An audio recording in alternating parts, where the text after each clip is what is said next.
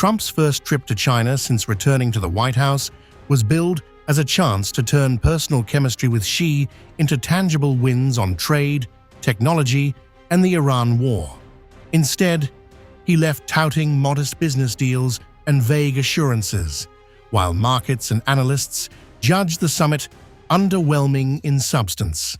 The outcome has fed the perception that Beijing ended the visit with warm words, but no decisive breakthroughs Trump can show off at home or abroad.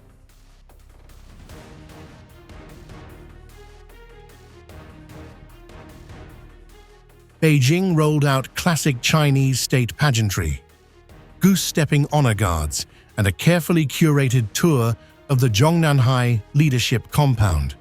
Trump responded with unusually effusive language, calling it an incredible visit, and insisting a lot of good has come of it.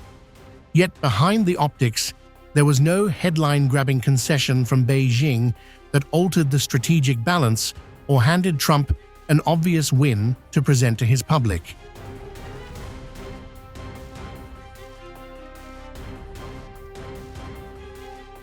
The White House pointed to agreements on increased U.S. farm exports and a plan for both sides to identify around $30 billion worth of non-sensitive goods to smooth trade.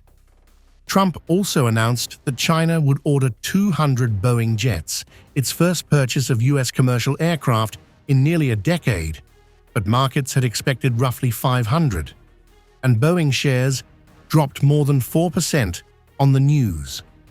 There was likewise no progress on NVIDIA's sought-after approval to sell its advanced H200 AI chips to China.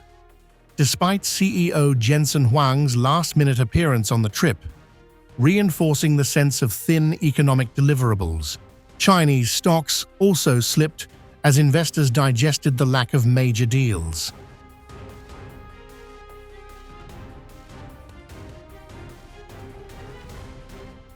On Iran, where Washington had hoped China might use its leverage to help end the war and reopen the Strait of Hormuz, Beijing offered criticism but no commitments. Just before the leaders met for tea, China's foreign ministry issued a statement saying the conflict should never have happened and had no reason to continue, but did not pledge specific steps to pressure Tehran or change its military cooperation. Trump later said he and Xi felt very similar about Iran, yet analysts stressed there was no Chinese commitment to do anything specific.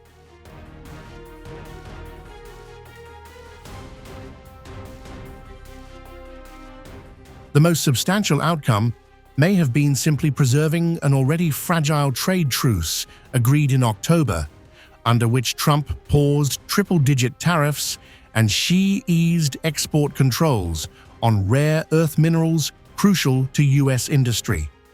Even that is uncertain.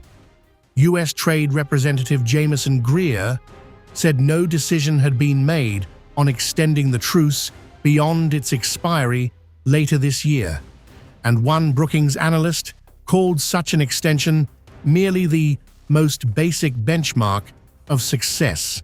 With no resolution on rare earths and no broader trade framework, Trump cannot credibly frame this as a transformative economic achievement.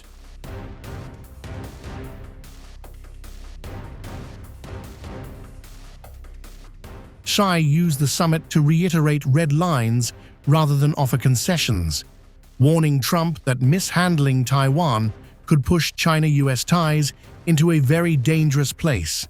U.S. Secretary of State Marco Rubio replied that Washington's Taiwan policy remained unchanged, and Taiwan's foreign minister publicly thanked the United States for its support. Trump also raised the jailing of Hong Kong media tycoon Jimmy Lai, but China dismissed the issue as an internal matter, again declining to provide any symbolic win that might suggest flexibility.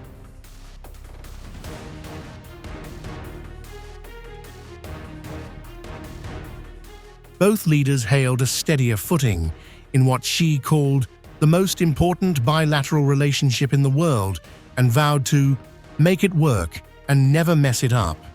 Yet the visit delivered no major trade overhaul, no breakthrough on high-tech access, and no concrete shift on Iran, Taiwan, or human rights, leaving Trump with reassuring rhetoric but no big wins to showcase from China trip.